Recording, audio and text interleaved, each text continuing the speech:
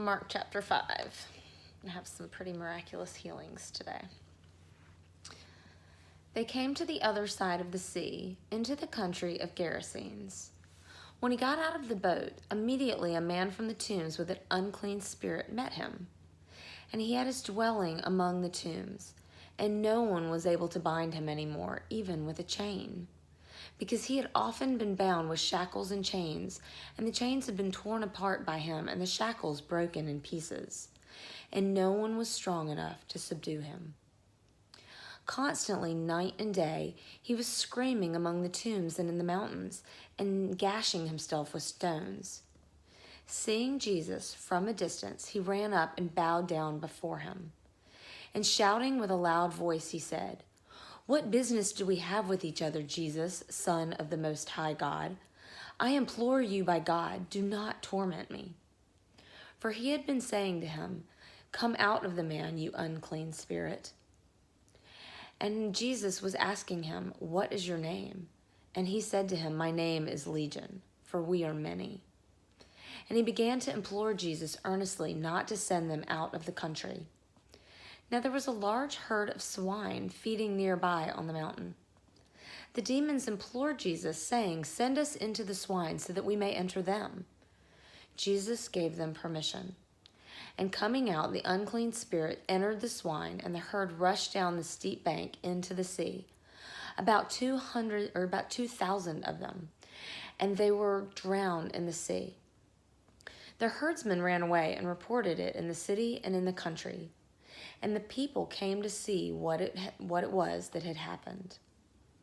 They came to Jesus and observed the man who had been demon-possessed sitting down, clothed and in his right mind, the very man who had been the legion, and they became frightened.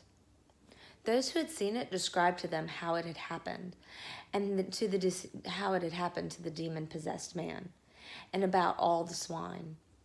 And they began to implore Jesus to leave their region. As he was getting into the boat, the man who had been demon-possessed was imploring him that he might accompany him. And Jesus did not let him, but said to him, "Go to your people and report to them what great things the Lord has done for you and how he has had mercy on you." And he went away and began to proclaim in Decapolis what great things Jesus had done for him, and everyone was amazed. When Jesus had crossed over again in the boat to the other side, a large crowd gathered around him, and so he stayed by the seashore. One of the synagogue officials named Jairus came up, and on seeing him fell at his feet and implored him earnestly, saying, "My little daughter is at the point of death. Please come and lay your hands on her so that she will get well and live." And he went off with him, and a large crowd was following him and pressing in on him. A woman who had a hemorrhage for 12 years and had endured much at the hands of many physicians, and had spent all she had and was not helped at all, but rather had grown worse. After hearing about Jesus, she came up in the crowd behind him and touched his cloak.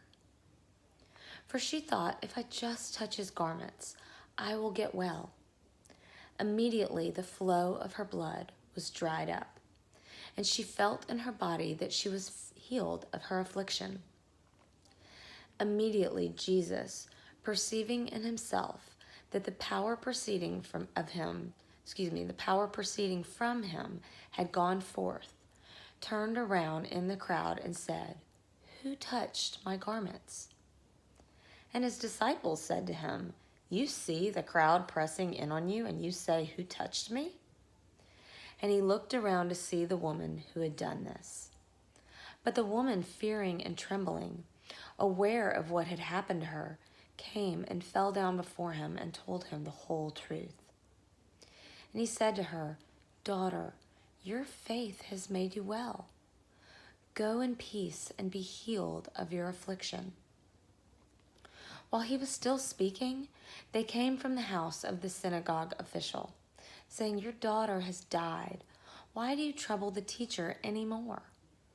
But Jesus, overhearing what was spoken, said to the synagogue official, "Do not be afraid any longer, only believe."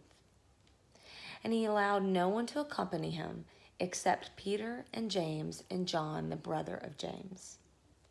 They came to the house of the synagogue official, and he saw a commotion and people loudly weeping and wailing. And entering in, he said to them, "Why make a commotion and weep? The child has not died, but is asleep." They began laughing at him. But putting them all out, he took the child's father and mother and his own companions and entered the room where the child was. Taking the child by the hand, he said to her, "Talitha cum," which translated means, "Little girl, I say to you, get up." Immediately the girl got up and began to walk, for she was 12 years old. And immediately they were completely astounded. And he gave them strict orders so that no one should know about this. And he said that something should be given to her to eat. God bless the reading and hearing of his word. Amen.